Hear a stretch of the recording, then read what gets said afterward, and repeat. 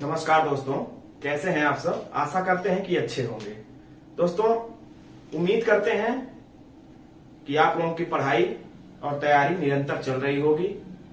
हम जो है चैप्टर 1 मतलब परसेंटेज हमारा समाप्त हो चुका था।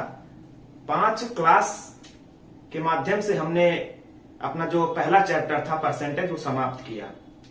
दोस्तों, आप लोग निरंतरता बनाए रखिए, ठीक।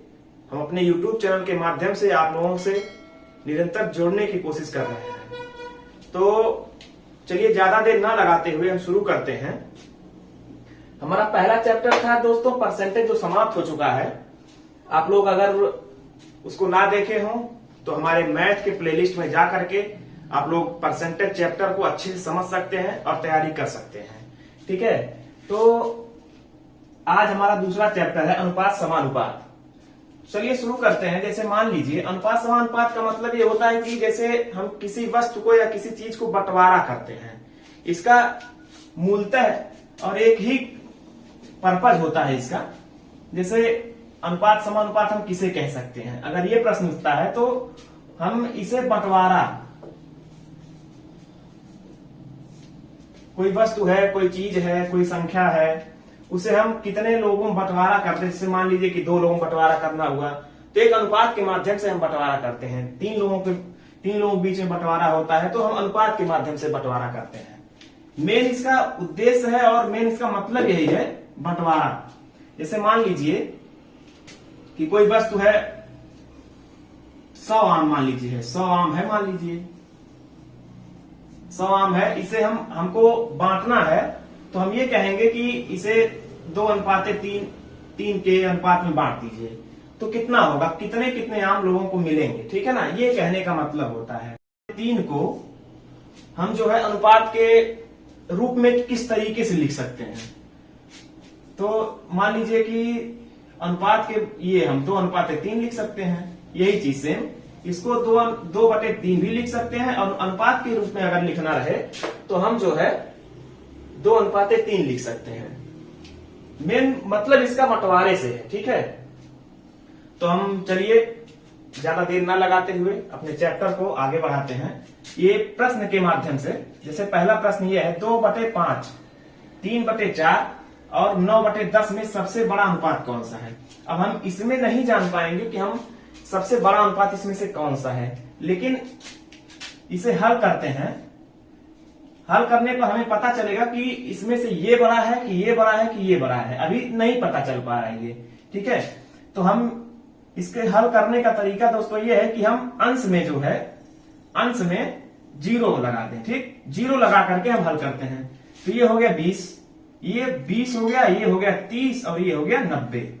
अब हम सीधे भाग देंगे 20/5, ठीक, अनुपाते 30/4 अनुपाते 9/90/10, ठीक।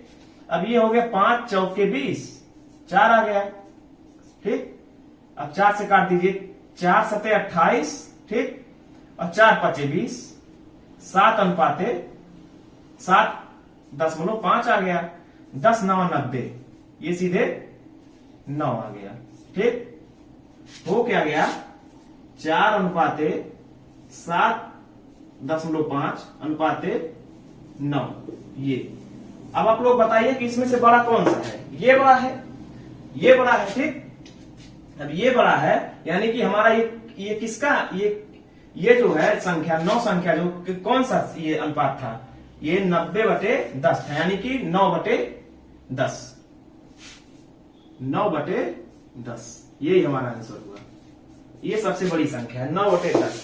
तो इस तरीके का अगर क्वेश्चन आए, किसी भिन्न को जो है, किसी भिन्न 3-4 भिन्न दिया रहे और उसमें से ये ना पता रहे कि बड़ा कौन सा है छोटा कौन सा है, मतलब सीरियल वाइज बढ़ते क्रम में लिखिए या फिर घटते क्रम में लिखिए, या बड़ा कौन है छोटा कौन है, तो इस हिसाब से अगर प्रश्न दिया रहे और अगर कटने लायक ना रहे तो हम सीधे 0 लगा करके उसे हम भाग दे करके हम समझ सकते हैं उसको कि कौन बड़ा है, और घटते क्रम में लिखिए, बढ़ते क्रम में लिखिए। तो इस तरीके से एक प्रश्न हल होता है।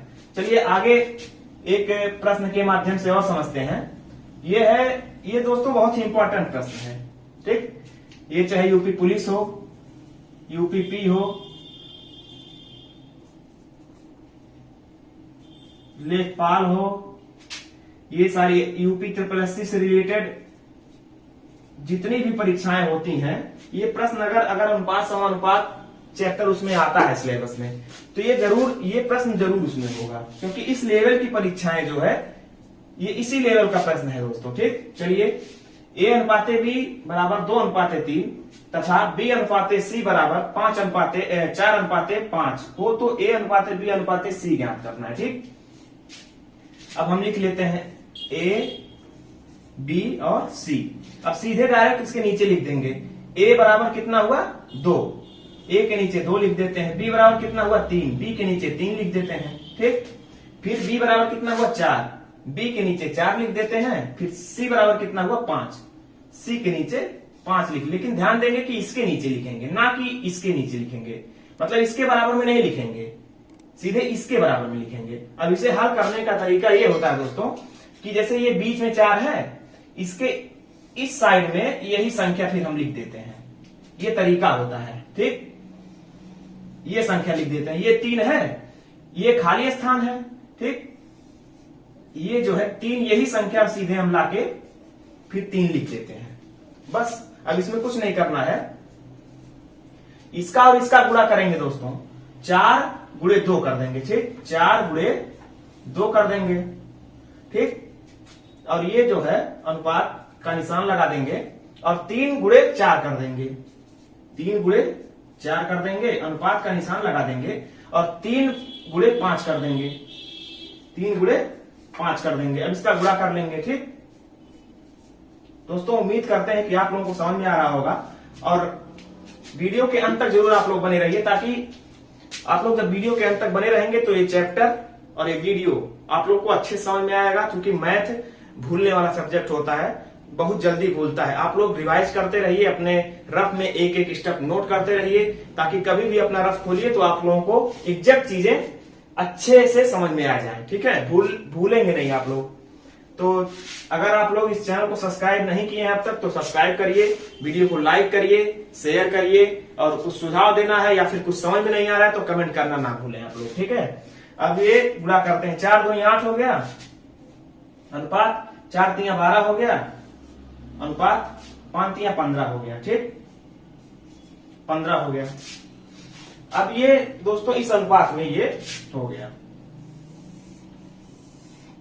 ये हो गया हमारा आंसर।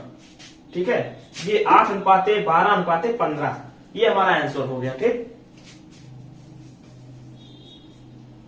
दोस्तों, तीसरा प्रश्न है, यदि 2A बराबर 3B तथा 3B बराबर 4C हो तो A/B/C ज्ञात करिए। ठीक है ना, सेम जैसे दूसरा प्रश्न आप लोगों ने हल किया, सेम उसी टाइप से ये तीसरा प्रश्न भी हल होगा। ठीक है, यदि 2A बराबर, जैसे है पहले लिख लेते हैं, 2A बराबर 3B, ठीक है, तथा 3B बराबर 4C, 3B बराबर 4C, तो A/B/C का मान, A/B/C का मान हमें ज्ञात करना है। ठीक, जब इस टाइप का प्रश्न होता है दोस्तों तो हमें विपरीत जो संख्या लिखी हुई है, ठीक, उसका मान वही होता है। जैसे A के विपरीत क्या है, 3 है। ठीक, तो A का मान 3 हो जाएगा। B के विपरीत क्या है, 2 है, तो B का मान 2 हो जाएगा। ठीक है, चलिए लिखते हैं। A के विपरीत क्या है, 3 हो गया, A के नीचे 3 हो गया। B के विपरीत कितना है, 2, B के नीचे हो गया 2। ठीक, अब यहाँ B के विपरीत कितना है, 4, ये 2 के नीचे 4 लिख देते हैं। और यहाँ C के विपरीत कितना है, 3, यहाँ 3 लिख देते हैं। सेम देखिए दोस्तों दूसरे प्रश्न की तरह हो गया ये। अब जैसे दूसरा प्रश्न हमने हल किया है, सेम उसी तरीके से इसको भी हल करेंगे। देखिए दोस्तों, अभी आगामी लोकसभा चुनाव है और चुनाव के बाद हमारी वैकेंसी, जितनी संभावित वैकेंसियां हैं वो उसकी परीक्षा होगी और कुछ नोटिफिकेशन आने हैं, वो भी आएंगे। तो आप लोगों को तैयारी करना पड़ेगा, बिना तैयारी के कुछ नहीं होगा। बिना तैयारी के आप ये सोचिए कि एग्जाम हम पास कर लें, जैसे यूपी पुलिस की परीक्षा भी कैंसिल हुई है, उसकी भी परीक्षा होनी है। बहुत ज्यादा बच्चे उसमें फॉर्म भरे हैं, लगभग 50 लाख बच्चे फॉर्म भरे, परीक्षा भी हुई लेकिन किसी कारणवश वो निरस्त कर देना पड़ा आयोग को। तो उसकी भी परीक्षा होगी, उसमें भी मैथ आएगा, उसमें भी समानुपात, अनुपात समानुपात आएगा, परसेंटेज आएगा, काम और समय आएगा, मैथ के सारे चैप्टर उसमें आएंगे। तो आप लोगों को पढ़ना पड़ेगा, ठीक है ना। आप लोग मेहनत से पढ़िए, मन लगा के पढ़िए, ताकि आपको परीक्षा हाल में किसी भी समस्या का सामना ना करना पड़े। चलिए आगे बढ़ते हैं। तो ये हम ये कह रहे थे कि दूसरे प्रश्न जैसा ये भी हो गया, ठीक। अब ये जो है बीच में लिखा है 4, हम यहाँ इसको 4 बढ़ा देते हैं, ये पूरा हो गया, ठीक। ये 2 बीच में है, 2 हम यहाँ बढ़ा देते हैं, ये पूरा हो गया। अब ठीक दूसरे जैसे दूसरा प्रश्न था वैसे ही हल कर देंगे इसे भी। 4 गुणे 3 हो गया 12, ये इसका पूरा होगा 4 गुणे 2 हो गया 8, 3 गुणे 2 हो गया 6, ठीक। आप लोग समझ रहे होंगे कि हमारा आंसर यही होगा, लेकिन हमारा आंसर ये नहीं दोस्तों। हम इस अनुपात को एक ही संख्या से तीनों को काटेंगे, ठीक है ना। और तीनों जहां तक अंतिम बार कटेगा वही हमारा आंसर होगा। मतलब वो संख्या एक ही संख्या, जैसे मान लीजिए किसी 2 से काटते हैं, 2 छक्के 12, 2 चौके 8, 2 तिया 6, ठीक। अब ये 2 से नहीं कटेगी, इससे मान लीजिए 2 से ये कट जाएगा, ये कट जाएगा, लेकिन ये नहीं कटेगा। अगर हम 3 से ट्राई करते हैं, 3 से ये कट जाएगा और ये कट जाएगा, लेकिन 4 3 से नहीं कटेगा, ठीक है। शेष 1 बच जाएगा इसमें। और अगर फिर हम 4 से काटे, 4 से ये कट जाएगा, इसमें शेष बच जाएगा 4 एकम 4, 2 शेष बच जाएगा, या फिर दशमलव में चला जाएगा, ये 3 कटेगा नहीं। अगर हम 5 से काटे, 5 से कोई नहीं कटेगा, 6 से सिर्फ ये कटेगा, ये दोनों नहीं कटेंगे। तो कहने का मतलब इतना है कि एक ही संख्या से अगर तीनों कट रहे हैं तो उसे हम काट देते हैं, वही हमारा आंसर हो जाता है, ठीक। तो ये हमारा आंसर हो गया 6:4:3, ये हमारा आंसर हो गया, ए बी और सी, ठीक है ना। ये हमारा आंसर होगा। चलिए आगे बढ़ते हैं चौथे प्रश्न की तरफ। 16:42 समानुपाती। दोस्तों ये समानुपात, ये अनुपात का चिन्ह होता है और ये समानुपात का चिन्ह होता है। दो बार अगर अनुपात हम लगा देते हैं तो वो समानुपात का चिन्ह हो जाता है, ठीक है। ये क्वेश्चन कहता है चौथा, 16:42, 16:42 समानुपाते 32:a। यहां पे हमको ज्ञात करना है, वो तो a का मान हमें ज्ञात करना है दोस्तों। इसमें a का मान हमें ज्ञात करना है, a का मान, ठीक। इसका एक सूत्र होता है, समझने की बात है। सूत्र तो हर एक प्रश्न में होता है, अगर सूत्र लगाएं। अभी तक हमने 2 चैप्टर को लिया है, सूत्र हमने कहीं नहीं लगाया है, ठीक। विदाउट फार्मूला, ये कोई सूत्र इसमें नहीं लगाने की जरूरत है, लेकिन हम बता देते हैं। एक सूत्र होता है, बाह्य पदों का गुणनफल बराबर अंतः पदों का गुणनफल, ये एक सूत्र होता है। इस अभी आप लोगों को नहीं समझ में आ रहा होगा, लेकिन हम बताते हैं। बाह्य पद मतलब ये और ये बाहर के 2 पद हैं। ये बाहर का है, इसके बाद कोई संख्या नहीं है, इसके बाद कोई संख्या नहीं है, मतलब ये गुणे ये, ठीक। 16 गुणे a हो गया। बराबर का चिन्ह लगाना है हमें, बराबर हमने कर दिया। अंतः पदों का गुणनफल मतलब ये और ये दोनों अंतर, मतलब ये इसका गुणा और ये इसका गुणा, 42 गुणे 32, ठीक। दोस्तों उम्मीद करते हैं कि समझ में आ रहा होगा आप लोगों के। बहुत ही आसान चैप्टर है, बहुत ज्यादा इसमें परेशान होने की जरूरत नहीं है आप लोगों को। अब इसे हम गुणा नहीं करेंगे हम, ठीक है ना। गुणा हम करेंगे तो बहुत बड़ा हो जाएगा। इसे हम सीधे काटते हैं। जब इस टाइप का हमें प्रश्न मिले तो हम इसे सीधे काट देते हैं। जैसे 16 से अगर काटेंगे, 16 एकम 16, 16 दूनी 32 हो गया, ठीक। तो ये क्या हो गया, यहां क्या बचा, a बचा, बराबर क्या हो गया, ये 42 गुणे 2, a बराबर कितना हो गया, 2 दूनी 4 और 4 दूनी 8, 84, a का मान हमें 84 मिल गया। दोस्तों बहुत ही आसान प्रश्न होते हैं ऐसे, बस प्रेजेंस ऑफ माइंड, हमें एग्जामिनेशन हॉल में हम बैठे रहते हैं तो हमारे ऊपर प्रेशर होता है, ठीक है ना। हम जो क्वेश्चन का रिवाइज हम घर पे बार बार किए होते हैं वो जो है हमें वही हूबहू प्रश्न अगर हमें एग्जाम में आ जाता है तो हम नहीं कर पाते। इसका मुख्य कारण ये है कि हम रिवाइज में कमी कर रहे हैं, हम समझने में कहीं हमारे कमी हो रही है, ठीक है ना, हम उसे समझ नहीं पा रहे हैं, ओवर कॉन्फिडेंस में हम हो जाते हैं, हमें लगता है कि हमें सब कुछ आ रहा है, इसमें तो कुछ है ही नहीं है। लेकिन जब उसे हम कुछ दिन छोड़ देते हैं, हमें लगता है कि हम सब कुछ आ रहा है, लेकिन जब छोड़ने के बाद हम कुछ दिनों बाद कॉपी उठाते हैं तो ऐसा लगता है कि हमें सब कुछ भूल गया है। तो रिवाइज में कमी होती है, समझने में कमी होती है हमारे। आप लोग अच्छे ढंग से समझेंगे तो आप लोगों को कभी नहीं भूलेगा, एग्जाम में भी आपको नहीं भूलेगा, भले कितना भी प्रेशर रहे। और प्रेशर को जो पास करता है एग्जाम वही पास करता है, अपने ऊपर हावी ना होने दें प्रेशर को एग्जामिनेशन हॉल में। तो चलिए आगे बढ़ते हैं, ये चौथा प्रश्न था। पांचवें प्रश्न की ओर आगे बढ़ते हैं। 15, 20 व 45 का चतुर्थानुपाती क्या होगा? ठीक है, चतुर्थानुपाती के लिए दोस्तों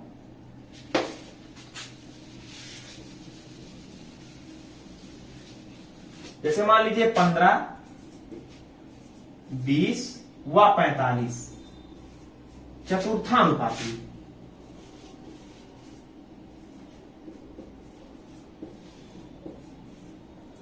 चतुर्थानुपाती मतलब ये होता है, अगर हम इसे अनुपात के हिसाब से लिखें तो ये होगा 20 अनुपाते 15 अनुपाते 20 समानुपाते जो है 45 अनुपाते ए। मान लेते हैं ये हमारा चतुर्थानुपाती है। और मानना क्या है, ये हो गया फर्स्ट, ये सेकंड, ये थर्ड, ये फोर्थ, मतलब 4 चतुर्थानुपाती है। ठीक, अब हमें पहले जैसा सूत्र फिर लगा देना है, बाह्य पदों का गुणनफल बराबर अंतः पदों का गुणनफल। ये हो गया 15 गुणे ए बराबर 20 गुणे 45, ये हो गया। इसे हल कर देते हैं, सीधे हमें गुणा नहीं करना है, मैं बार बार कह रहा हूं, अगर गुणा आप कर देंगे तो ज्यादा बहुत बड़ा संख्या जो है बड़ी हो जाएगी और आपको हल करने में परेशानी होगी। ठीक है ना, काट देते हैं सीधे 15 से 45 को, 15 3 45, ए बराबर कितना हो गया 20 गुणे 3, 20 गुणे 3 बराबर 60। ये सेम उसी सूत्र पे समझने की बात है, अंतः पदों का गुणनफल, बाह्य पदों का गुणनफल, ये और ये, ठीक है ना।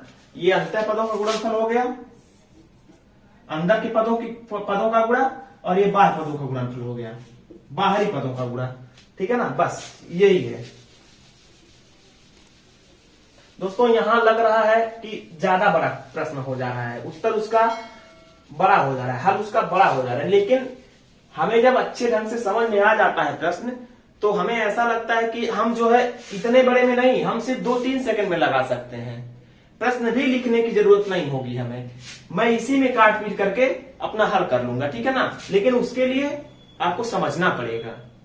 ऐसे नहीं कि बस वीडियो जो है भगा भगा के देख लेते हैं, पूरा वीडियो हमने देख लिया, हमको सारा कुछ समझ में आ गया, ऐसा नहीं है। वीडियो के अंत तक बने रहिए, जो चीज ना समझ में आए आप लोग वीडियो को पीछे लेके जाइए, फिर से आप लोग देखिए, बार बार देखिए, जब तक चीजें समझ में ना आए। इसी नाते मैं एक छोटी सी छोटी चीज भी अपने व्हाइट बोर्ड पे लिख देता हूं, और आप लोग भी अपने जो रफ कॉपी है आपका, उस पर भी छोटी छोटी चीज लिखा करिए, ताकि आप लोग भविष्य में खोलिए तो आपको परेशानी ना हो। ठीक है ना। छठवां प्रश्न है, ये 9 और 16 का मध्यानुपाती याद करिए। ठीक है ना, 16 और 9 और 16 का मध्यानुपाती। मध्यानुपाती के लिए दोस्तों ये होता है कि मध्यानुपाती जो होता है इसका दोनों का गुणा होता है। ठीक है ना, इसका दोनों का गुणा होता है, 9 गुणे 16, लेकिन क्या होता है अंडर रूट में, इसका गुणा होता है। क्या हो गया 16 9 144। ठीक, ये होता है, वर्ग होता है, कहने का मतलब ये है। और ये जब मध्यानुपाती प्रश्न जब आता है तो हमेशा जो है वो वर्ग ही में आता है, उस दोनों का गुणा होगा, एक वर्ग ही होगा वो। ठीक है ना, जब इस टाइप का प्रश्न आपके पेपर में आएगा तो मध्यानुपाती ज्ञात करने के लिए तो वो जो है वर्ग ही के डिजिट में आएगा, इसका दोनों का गुणनफल जो होगा एक वर्ग ही होगा। ठीक है ना, तब अगर आप लोगों को वर्ग ना याद हो तो वर्ग को याद कर लिए, इसे 2 दूनी 4, 3 त्रिक 9, ठीक है ना, 4 चौक 16, 5 25, 6 36, 7 49, 8 64। इस तरीके से कम आप 20-25 तक तो याद ही कर लीजिए, ताकि आपको जो है गुणा करने की आवश्यकता ना पड़े। ठीक है, अब ये अगर हम बात करें तो ये 12 का वर्ग है। ठीक है ना, अगर हम 12 गुणे 12 करेंगे, ठीक, 12 गुणे 12 अगर करते हैं तो ये जो है 144 हो जाता है। एक हम 12 निकाल लेते हैं, यही इसका मतलब 2, वर्ग का मतलब 2 होता है। ठीक है ना, वर्ग, कोई संख्या का अगर वर्ग निकालना है तो उसी संख्या को हम 2 बार गुणा कर देते हैं, तो उसी को हम वर्ग बोलते हैं। 2 बार हो गया, एक 12 को हम निकाल लेते हैं, वही हमारा आंसर हो जाता है। ठीक, जैसे 13 गुणे 13 हो गया, 13 गुणे 13 169 हो गया, 169। 225 किसका है? 15 गुणे 15 का, 15 15 225। ठीक है ना, इस तरीके से हम जो है मध्यानुपाती ज्ञात करते हैं। मध्यानुपाती हमेशा वर्ग के डिजिट में पूछा जाता है, इन दोनों का गुणनफल एक वर्ग ही होता है। दोस्तों, आज के लिए बस इतना ही। आप लोगों को वीडियो कैसा लगा आप लोग हमें कमेंट के माध्यम से जरूर बताइए। ठीक है, और वीडियो के अंत तक बने रहने के लिए बहुत बहुत धन्यवाद आप लोगों का। और वीडियो अगर अच्छा लगा हो तो लाइक करिए, शेयर करिए, और हमारे चैनल को सब्सक्राइब करना ना भूलें आप लोग। ठीक है, धन्यवाद, नमस्कार।